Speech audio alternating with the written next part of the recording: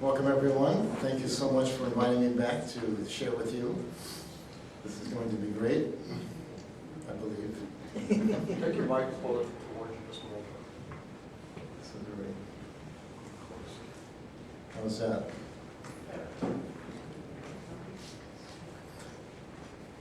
The title of tonight's sharing is called Giving is Healing.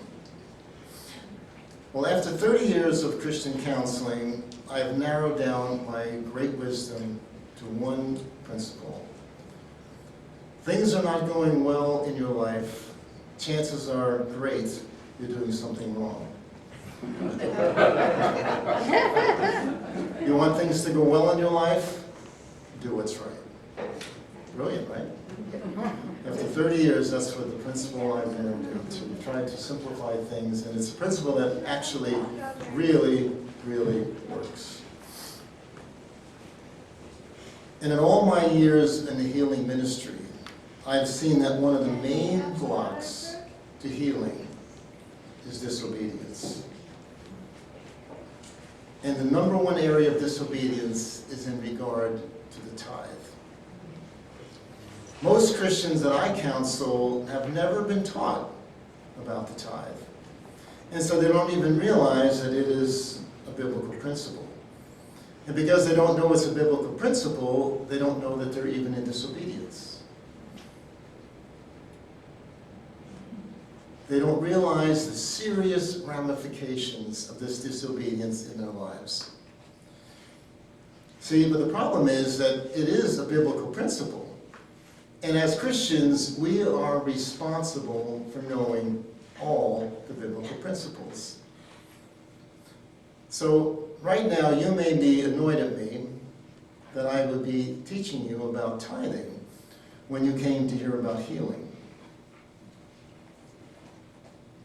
But I want to share with you that if I had not seen so many people who came to me for healing, amazingly healed when they corrected this disobedience in their life, and they committed to the principle of tithing, were instantly healed. If I hadn't seen this over and over again, I would not be teaching you this tonight. I've thought about this for a long time. What are some of the most important things I can share with you about some of the blockages to healing? And this one is huge. But it is the most exciting one. We'll cringe at it at first, but by the time I'm finished tonight, you're going to learn a great deal. And I'm only touching on it. There are so many passages. There are so many passages about tithing, and I'm only going to share a few. But I'm telling you that if you take this wholeheartedly, this could be one of the most major teachings of your life. Be avoided, it's never taught. Many people are afraid they're going to lose parishioners if they talk about it. I'm telling you from a healer, from one who's involved in the healing ministry for 35 years, this is one of the main areas that I see almost instant healing when people just commit to being obedient. They don't even have, it's not like God has a check and balance and he's waiting to see how much you give. Just commit to giving as he asks you to give. And I'm going to explain why it is so biblically beautiful if we obey this principle. So let's look at where the tithe began. I'm going to do a little teaching on this so that you have a full background, because I want you to share this with others. This isn't just for you. I want you to be able to share why is tithing so precious? Why is it a gift? And why do we have so much to gain from being responsible to this principle? So we begin in the first tithe I see is in Genesis 14. And Melchizedek, king of Salem, the priest and priest of God Most High, blessed Abram, saying, Blessed be Abram by God Most High, possessor of heaven and earth, and blessed be God Most High, who has delivered your enemies into your hand. And Abram gave him a tenth of everything. Second reading is from Genesis 28. We see that Jacob offers the tithe. And Jacob made a vow, saying, If God will be with me and will keep me in this way that I go, and will give me bread to eat and clothing to wear, so that I come again to my father's house in peace. Then the Lord shall be my God, and this stone which I have set up for a pillar shall be God's house. And of all that you give me, I will give a full tenth to you. Then we've seen that the tithe is introduced as law. And this one is very, very powerful, very beautiful. Leviticus 27. Every tithe of the land, whether of the seed of the land or of the fruit of the trees, is the Lord's. It is holy to the Lord. And every tithe of herds and flocks, every 10th animal of all that pass under the herdsman's staff, shall be holy to the Lord. One shall not differentiate between good or bad, neither shall he make a substitute for it. And if he does substitute for it, then both it and the substitute shall be holy. It shall not be redeemed. So here we see that Moses gives the tithe as a law. The first 10% is called holy or set apart. It belongs to God. The Israelites were to return to God what was already his. And in doing this, they recognized who was providing for them. See, this is the significance of the tithe. It's not like God is filling his treasure chest in heaven with the money that we give. It is all for us. Remember, God is love. Everything that he does is for our benefit. It's for us. It's to help us become better of who we are, to become closer to him. So even the tithe, which so many are opposed to, do not understand, they're missing out on huge, huge blessings because God designed this for us. You see, when we remember this principle that everything that we have comes from God, our whole world can change. We lose sight of this so easily because of all that we have and all that we've accumulated. We forget where it comes from. So being reminded continuously, because it's that first 10%, we don't wait till the scraps at the end. That very first 10% we give back, we're reminded instantly everything I'm getting is coming from God. It's because of his providence. Keeping the devoted things is very, very serious sin. I want you to see the disaster that comes upon Achan and his family and all of Israel when he keeps some of the devoted things. This story goes back into the book of Joshua. You know, remember the story where Joshua is told to conquer Jericho. And they do, the walls, they march around it, the walls come down, and they conquer the city. But they are giving a very strict command that there are certain valuable things, there is gold and silver in Jericho, that were to be dedicated to God. They went only for the Lord's temple. No one was to touch them. They were dedicated to the Lord. Remember this principle, what is holy to the Lord. I told you this principle.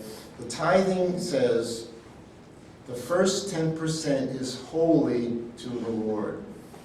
We do not want to mess what is holy to the Lord. That is really going to be a major focus of my chat with you tonight, is that do not mess with what is holy to God. It is not in your best interest.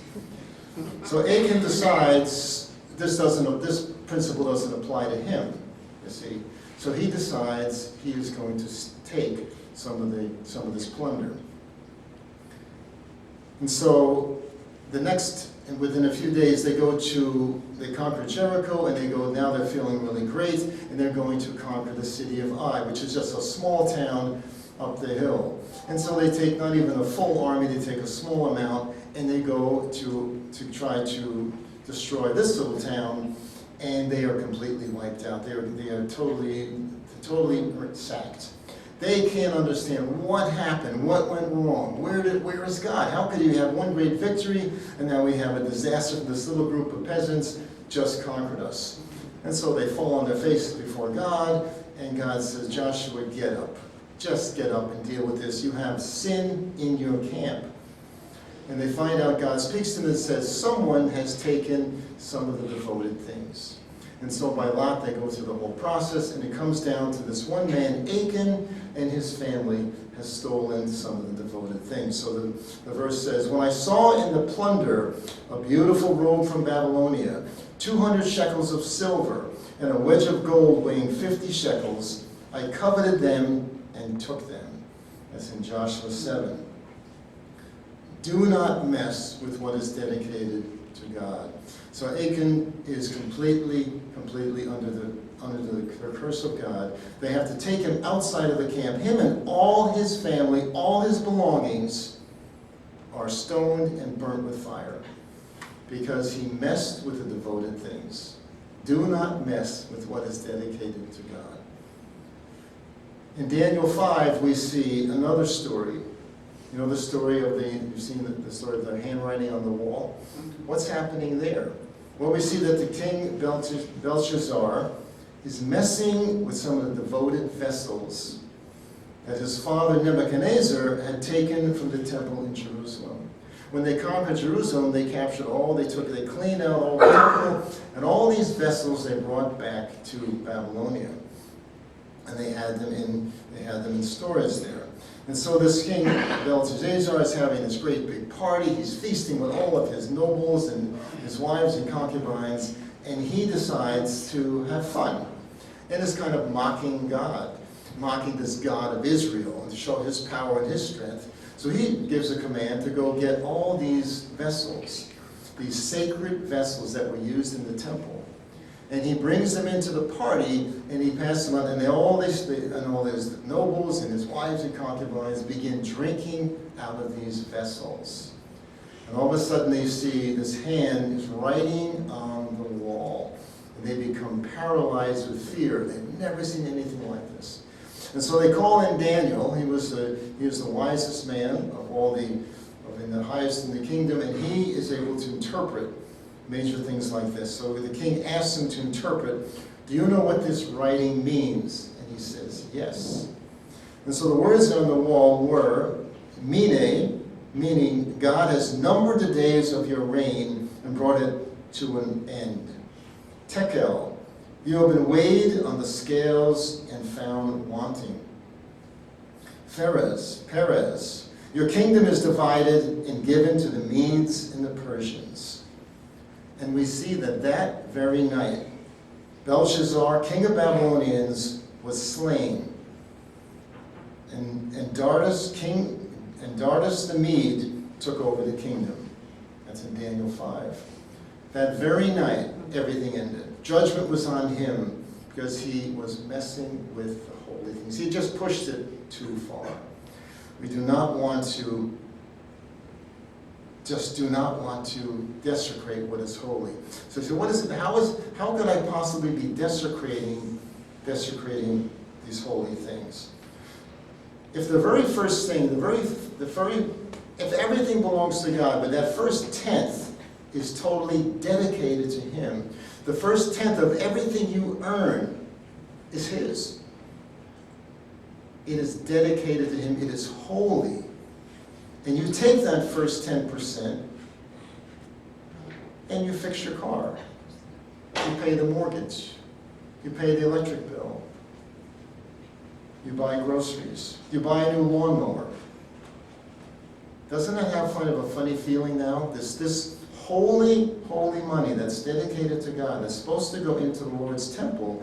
Whatever service that you decide to put it into, it all belongs to God's kingdom. It needs to be put into the service of the kingdom. You have taken that money and you have desecrated it.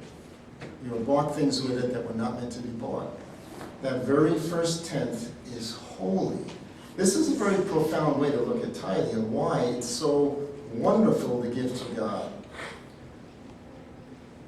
I want to tell you a little story. When I first came to Naples in 1985, I was with my family.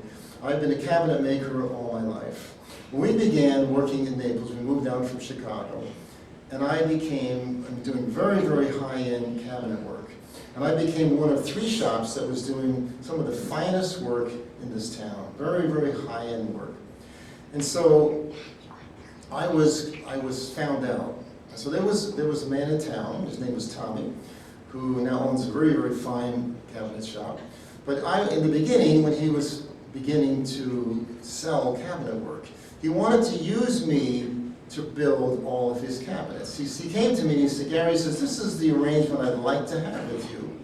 He said, I would like to sell fine cabinet work and architectural woodworking. Libraries, lobbies, really high-end work. I want to sell that. And I want you to build it. We're going to have this relationship. But here's the deal. He said, I am going to do all the designing, I'm going to do all the sales, all the marketing, I'm going to work out the contract, I'm going to collect the money, and for that service, you're going to pay me 10%. And I said, it sounds great. This sounds like a great deal, because it would cost me more than that to do all that work. So I thought this was a wonderful arrangement, because I hate that end of the work. I just want to build furniture, I want to build woodworking. I don't like all that end, so I thought it was a great arrangement. So he said, here's the deal. He said, I'm going to go collect a deposit, and I'm going to give you the full amount of your deposit, 50%.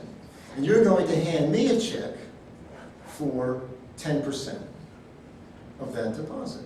And when I pay you the balance, you're going to hand me a check, we're going to swap checks. You're going to give me 10% of that check also. And I said, well, why don't you just take off the top, take it off and just give me the balance? No, he said. For whatever reason, for his bookkeeping, he said, no. He said, this is where we're going to do it. He said, I want you to continually be reminded. I didn't know how prophetic this was biblically. But he said, I want you to continually be reminded, when I give you that check and you give it back to me, you're reminded that I'm the one providing work for you. And as long as we maintain this relationship, everything is going to be wonderful. He says, because you're not going to, he says, well, how about, suppose I need the money in the beginning, and because I need to buy materials, and I'll give it to the end. He said, no, we're not going there. He said, that's not the way it works, because you'll find ways to need it and spend it, and at the end, sorry, Tommy, there's not enough left. Does this sound familiar? You people who've been into tithing? There's just not enough left. I'm sorry, God, I can't afford to pay you. That doesn't work. It doesn't work. You see, there was, as long as Tommy and I did this, we had a fabulous relationship. Tommy continued to provide all of this great work, and he was completely satisfied because I gave him exactly what was his. He said, that first 10% is mine. I earned it. Before you got yours, it was mine. And I want to see you give it back to me so that you realize it's mine and what I do for that 10%. And I said, that works for me, and it worked beautifully. Interesting, there were others that he worked with also as he got busier. I couldn't do everything, so he went to a few other people trying to get them to do the same deal. And they all screwed him. They all finding excuses to wait. I said, well, I'll pay you next week, just give me a little bit of time. And being kind of a generous guy, he let it slide. And most of them wound up, they didn't pay him. So what do you think he did? But working. He cut them off. He stopped working with them. And guess who got all the work? So meanwhile, I grew my shop bigger. Now I am completely doing all his work. So the benefit was huge. I was able to completely be filled with great work. If I just honored the arrangement, I honored the commitment. And I was constantly reminded, Tommy was providing great work. And he was saving me a tremendous amount of grief by doing this arrangement. And little did I know that this is exactly the way God designed it for us. It works beautifully. Now I want to look at some of the serious passage. We can get more and more serious. And there's a famous passage, which probably you're most of you familiar with. But it really speaks of the seriousness of tithing, but also nothing compares to the blessings that we receive. Remember, tithing was designed for us. It's not designed for God. So we're looking at the the story in Malachi 3, probably the most famous passage about tithing. If ever you want to teach tithing, and you have one shot at it, teach this principle. This passage will sum up everything you need to explain. But it's called the robbing of God. It begins with this big question. God is asking them, will man rob God? Yet you are robbing me.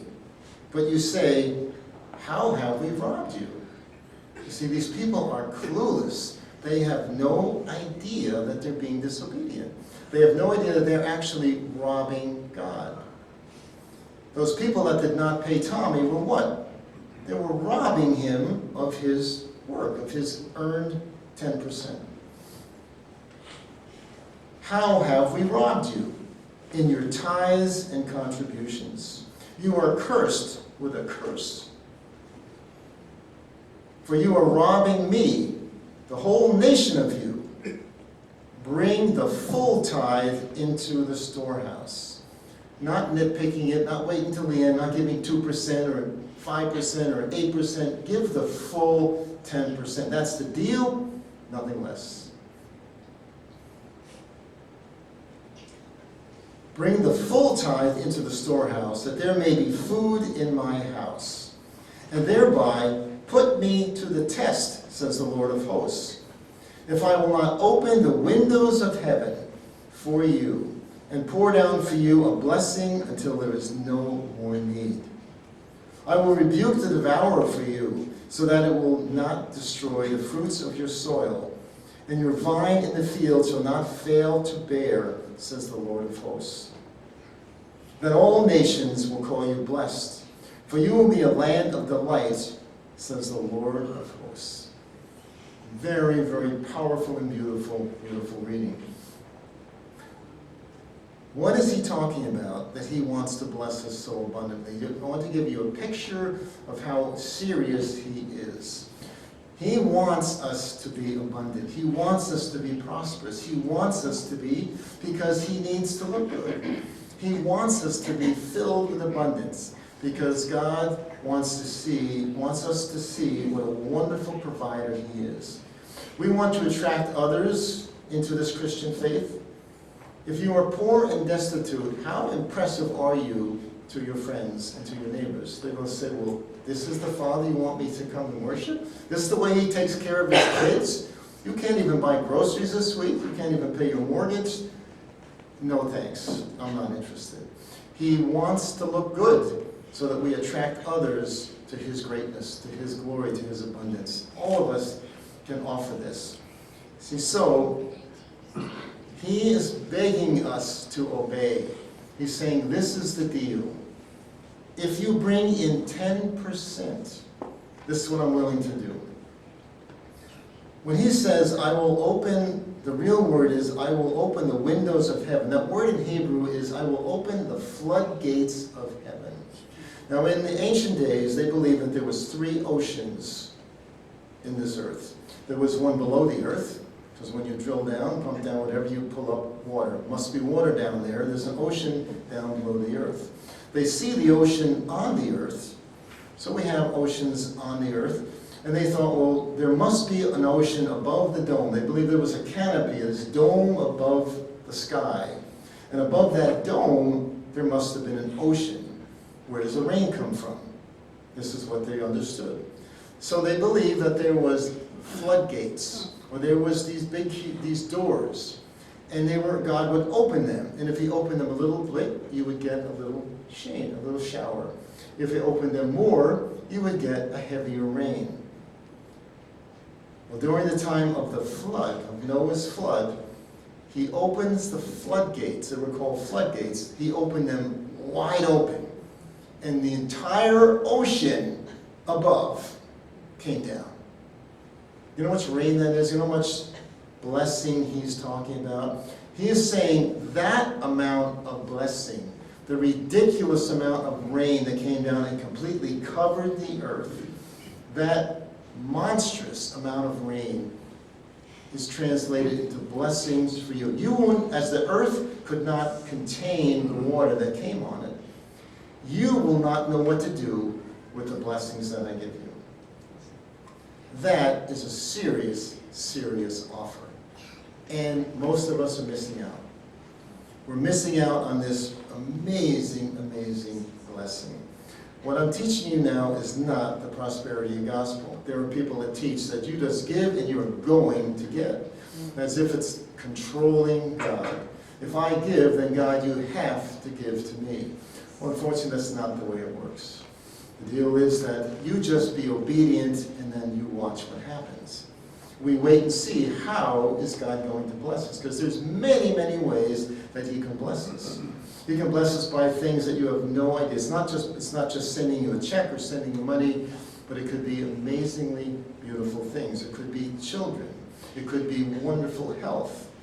It could be, I think about how our children have never been to doctors. We have saved $1 zillion by never going to doctors, never being in hospitals. Now there's one way. See, it's not how much money you make, it's how little you spend. It's really a huge way to see blessings. We have received bags and bags of clothes, of furniture, of gifts. God has provided everything we need. Our appliances don't break down. Our vehicles don't break down. We have been serious tithers our whole marriage. And God has blessed us in this way, which at the end of the day, it turns out that I am more abundant than people who make twice and 3 times what I do, because I have to spend a lot less. That's a very, very interesting way to look at it. So God offers, it's the only place in the Bible where he offers a test. He said, I know that you're all Jewish, he says, and I know that money is the toughest thing for you. I get it. I'm Jewish myself, he says. I'm a Jewish businessman. I understand money is tight. And so he says, I am allowing you, the only place in the Bible where he says, okay guys, go ahead and test me. You just go ahead and give the 10%. And see that I do not give you so many blessings, you will not know what to do. You will not know what to do with these blessings. And he says, test me. Some people go, I can't do that, I can't do it. I said, do it. And I'm telling you, I'm standing here in front of you saying, in the 35 years I've been teaching tithing, I have never once had a person come back and say, you know what, it didn't work. I was not blessed. I did not see a ridiculous blessing very soon. I'm going to tell you a few stories in a little bit. But it's never happened. I've never been skunked. I've never had a person come back and say, well, it didn't work for me. They come back and tell me, wow, it absolutely worked. I had no idea. I said, keep on going. There is a process that's called the cycle of blessings, how God will increase even more and more as you give. I'll talk about that in a little bit. I love the story of Elijah and the widow. Familiar with that story in 1 Kings 17. So Elijah comes to this starving widow, and he asks her to make him a little cake. And now she's starving. He says, don't be afraid. Go home and do as you have said. She said, I'm collecting a few sticks. I'm going to go home and make a little cake for myself and my son, and then we're going to die. That's what she responds when he says, could you bring me a little cake? He says, I am so sorry. I don't have enough even for me and my son. And he says, no, go ahead. Go home and do as you have said. But first, make a small cake of bread for me. Interesting, right? She has only enough for herself. He says, go and make enough for me. I want it first. And then bring it to me, and then make something for yourself and your son. This is what the Lord, the God of Israel, says. The jar of flour will not be used up, and the jug of oil will not run dry, until the day the Lord gives rain on the ground. She went away and did as Elijah had told her. So there was food every day for Elijah and for the woman and her family. For the jar of flour was not used up, and the jug of oil did not run dry, in keeping with the word of the Lord spoken by Elijah. I understand what it means to be poor. I understand what it means to have nothing. I remember when we were first married, we had one son, we had Daniel, and we lived above the shop. I had a little shop in Chicago, and we lived upstairs. And I remember this point, we started out this new business, and I was just struggling, and whenever I could collect money, we would eat. It was just hand to mouth. Well, there was this one particular time when we literally were down to nothing. We were really, really poor. And I remember Roz said, I'll have just enough food to prepare one casserole for you and me and Daniel. And that's it. That's all that's left. And I said, well, she said, I'll do it. So I remember coming up the stairs. We lived downstairs. So I came up the stairs the front way. And I came walking through the house. And I'm walking into the kitchen. I could smell this nice casserole that she had produced out of these few things that were left. And it smelled really, really good. But as I round the corner, I see that she's standing by the back door. We had a back door with stairs going down. And she's holding this hot casserole. And she's handing it to this Indian gal, this single mom that lived in our neighborhood. We had known this gal. She had a young daughter, and she had nothing. And so there's Roz handing her this casserole. I went, I couldn't. But as she's handing this casserole, the doorbell rings. So I go back through the house, go back down the stairs. I open the door. There's a man standing there. I'd never seen this man. He said, and he's standing there with 5 bags of groceries. And he says, you don't know me, and I don't know you. He said, but God clearly told me that I was to bring this groceries to this address. She hadn't even passed out of the tray, and the doorbell rings. Just a coincidence. Now what's amazing, the story gets better, is that what was in those bags was not junk. We were into nutrition. I was a nutritionist, and we were always into healthy food. These bags were filled with good stuff. Only the best of the best. We were blown away. We ate for days. We ate for days with this gift. I remember the story of my own brother. I had spent years trying to convince him to tithe. This guy was always financially strapped. He could just never make ends meet. He couldn't get good jobs.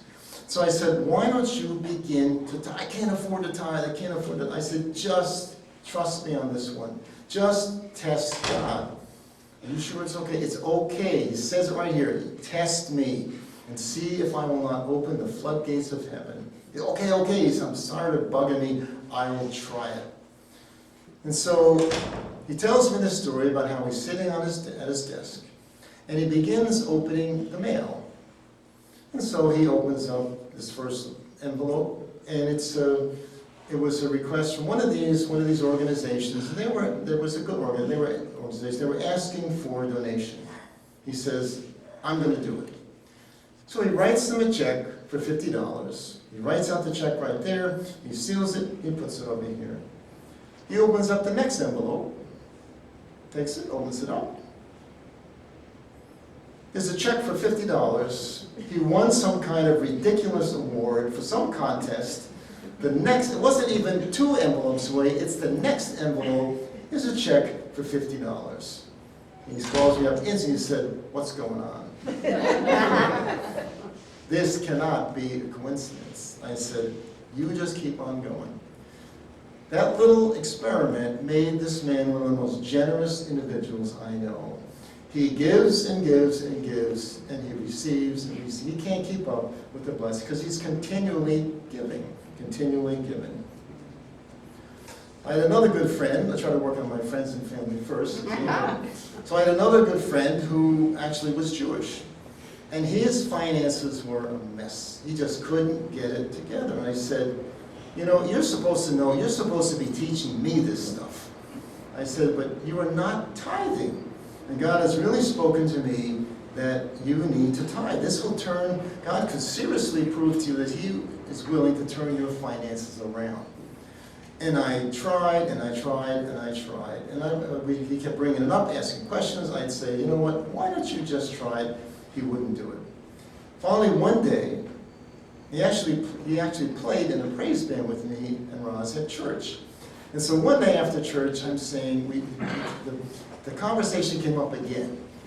And he still said, I'm still struggling with this question, should I tithe or not? Because we're so poor. And so as he's driving away, I prayed to God. I said, God, I'm so frustrated. It's your turn. Will you just give him a sign that he should tithe? And I walked away. I said, yeah, I'm done. This is on you, right? I've really tried. 10 minutes later, he calls me freaking out. He says, you have got to hear what just happened. So he tells me the story that he's driving back home. He's going down Immokalee Road. And all of a sudden his wife says, turn here. And he jams in the brakes and he turns into Publix. She remembers at this split moment, she needs to get something at Publix on the way home from church, right? So she turns in, and right in front of him is his car. And the license plate on the car says, I tithe.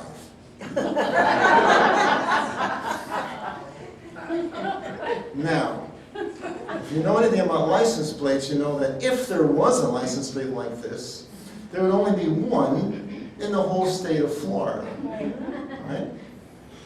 And one of the odds, even if there was a plate like this, that he would jam on the brakes and pull right behind that car when I had just prayed for a sign, and it says, I tithe. He says, you know what I'm going to start doing today? I said, tithing? He says, you got it. His finances completely turned around. Not only that, but his arm that he had been suffering with for 12 years, he played the drums, and he could barely hold a stick, was healed when we prayed a healing prayer. But first he had to commit to tithing. So when I tell you that there are ultimately so many stories that I could share with you about people that were healed after they broke free of their disobedience and just committed, believe it or not, committed to receiving ridiculous blessings from God. It sounds so funny for me to talk about it. I said, here's the deal. Commit to being abundantly blessed and you will be blessed. Just commit to being it. Would you accept that you want to be blessed? Okay. Right? That's how it's crazy. It's crazy town that we do not realize that God's saying, I will do it. But I just want you to we want to get in this relationship. We want to get in this relationship. Here's a great story that benefited me. This was only a few months ago. This one took place. There was a man that I prayed with, and he had racked up a very large bill. Actually, $1,500 worth of counseling services.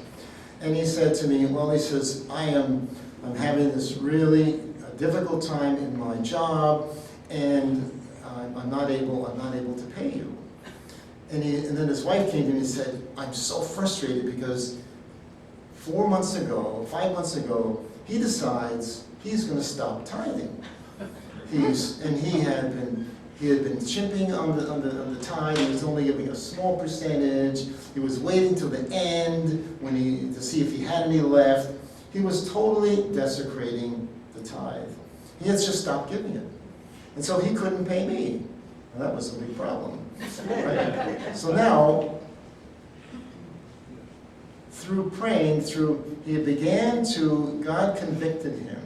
The important part is God convicted him through his wife's prayer, and by her constantly reminding him that we needed to get back on track, he decides to recommit to paying the tithe. That's all he did, was recommit to paying the tithe. The next day, this man gets a call. There was a job, this pristine job that he had wanted for 12 years, and it always passed him by. The next day, he gets a call that offers him this job that doubled his salary. Now, he hadn't paid a nickel into the tithe, but he had committed to. Now, the best part is I got a text when I was in India wondering, how in the world am I going to pay for a $1,500 plane ticket? Because I didn't have enough. And because there was other expenses that were involved with this trip. And so it turns out I get this text saying, I'm going to send you $1,500. So his recommitment totally blessed me.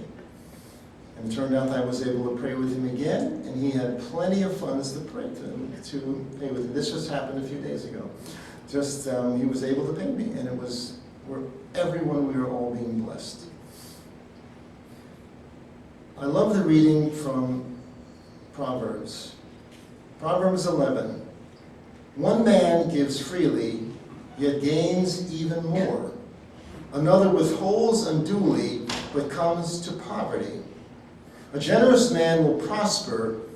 He who refreshes others will himself be refreshed.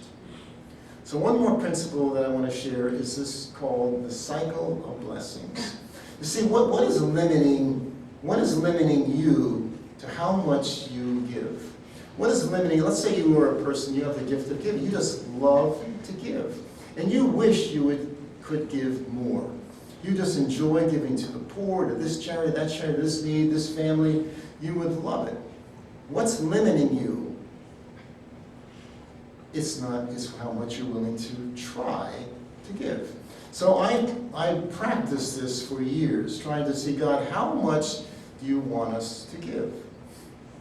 So I began a ministry. Just to give you an example of how this works, I began a ministry years ago of making crucifixes. We make these beautiful crosses and we give them away. And so as we began this ministry, maybe many of you have one, hopefully. If not, you can have one. But we began this ministry of making these beautiful crosses and giving them away. And they're expensive to make. And so we began, and we didn't know. We began making and we're realizing, how much are we supposed to make? How big are we supposed to give? How many should we give away? We just didn't know. And it was very confusing for me, because we didn't know, should we invest money? Should we do this? Should we hire more people? Should we get people out of them? What is God responsible for? I don't want to tell God, well, we made them, pay for them. See, that didn't fit right. And I wasn't going to go borrow money. I know we're not allowed to do that. You don't borrow money for God's ministry. So what was the arrangement? So I remember one night, I had to go downtown to look at a job. Now when I get in the car, I never listen to the radio. That's my few moments of quiet time, and I use that just to think or to pray or just to rest my brain from estimating all day or whatever I was doing. And so I never turn on the radio. This one night, I had sat there at my desk and I had prayed, God, what will you show me? What am I supposed to do with this ministry? I had no idea. I went down and I got in the car to go down and look at this job, which I never do at night. It's always during the day, but this one time it had to be at night. It was the only time they were available. I get in the car, and for some reason, I turn on the radio. And there's a man talking about, this is the first words, have ever any of you started a ministry and wondered, how should you grow it? What should you do with it? How big should you get? Should you borrow money? Should you invest money? And I said, I don't believe this. It's as if he was talking only to me. I said, yes. That's exactly what I wanted to know. And he went, okay, he said it, then I'm going to tell you. It was like we were having a conversation. He said, okay, I'm going to tell you. And he went on to say that when you begin a ministry, God is going to work with you. That he's not going to dump all kinds of money into you, because you're not going to know what to do with it. And things need to grow slowly. So he says, you begin. So you begin, you do what you think you should do. So we began making these crosses. Then you said, do what you need to do, and then wait and see what comes in. So then God gave us funds. Now you take that funds and you make more. God is seeing, are you going to keep some back for yourself in reserve, just to make sure you have enough, or are you going to give it all back into the kingdom? So money did come in. I listened to this man, money came in, and I said, use it all to make more. So the first batch we made 50 crosses. Then I said, make 100. Because they were given away in, I remember when he first came in, the deacon came in asking for these crosses. It took me a week and I made him 50 crosses. Here, take them, you'll take you a while to give these away. Well, he came back the next day with an empty box. He said, everybody loves them. I need more. I need more. So I said, okay, money came in. I said, make 100. So we passed those out. More money came in. I said, make 300. Well, this began to grow and to grow and to grow. So we did it slowly. We didn't go crazy, but as money came in, and that's what the man on the radio, what he was saying was that this is called the cycle of blessings. And every one of you, whether you have a ministry or not, you can do this. You see, as it's all based on how much are you willing to experiment giving back into the kingdom. So you give extra. Now you're saying, well, Gary, you should be happy if we give 10%. I'm saying, let's go for gold here, right? Let's really go for the gold. I'm giving you the whole picture, so you don't go away empty-handed, right? So if you give a little extra, see what comes in. Now you take that extra that comes in and play with it. You give that away. Watch what comes in. And it's going to grow and grow and grow. Now I did this over the years. If I were to tell you the amount that I give, you wouldn't believe it. You wouldn't believe it. It's probably well over 25%. And how do I do it? Because our expenses are very low. And God's money, it just keeps coming in, and I'm able to give and give. I can take 2 months off a year, and I can go to India, work for nothing, because the cycle of blessings works. God provides as we can, but you just play with it. You experiment. Well, to this day, we have given over 25,000 crosses are now all over the world. God has increased. That is how the cycle of blessing works. So if you want, I only have one passage in the New Testament. There are many, many. There are over 20 passages on tithing that I found, but I've only read you a few. Here's one from the New Testament, but there are many. But Luke says, if you give, you will get. Your gift will return to you in full and overflowing measure, pressed down, shaken together to make room for more and running over. Whatever measure you use to give, large or small, will be used to measure what is given back to you. That principle is so accurate. It is so true. You decide how much you want to receive by how much you would like to give. It is totally up to you. God will respond to you when he sees you being obedient. I'm going to tell you one more story. This was a fun story, but I told you we didn't have medical expenses, but many years ago, my daughter Ruth, actually sitting right here, had damaged her back.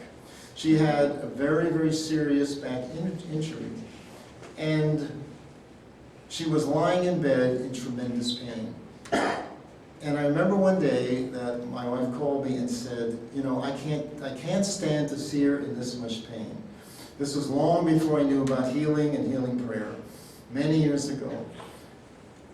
And so she called me one day and said, I can't take this anymore, her being in so much pain. We need to get her an MRI. I said, an MRI? I said, how much? That sounds expensive. I said, how much is this? She says, $1,200. Now, I didn't have $12 at this time, and we needed $1,200.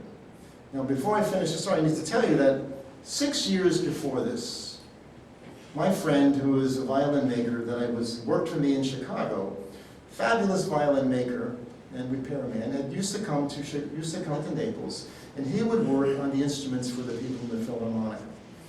And he would stay in my shop and he would fix these instruments. So it happened that my other daughter, Rachel, when she was little, she had wanted to learn the violin.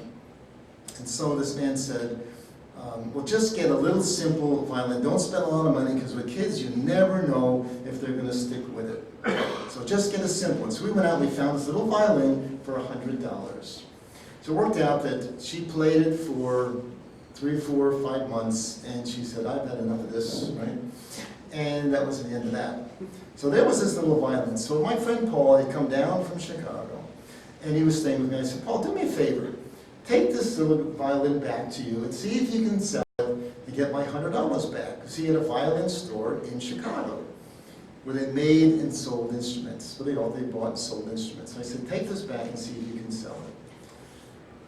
So fast forward, 5 years later, there's this incident with my wife and I on the phone.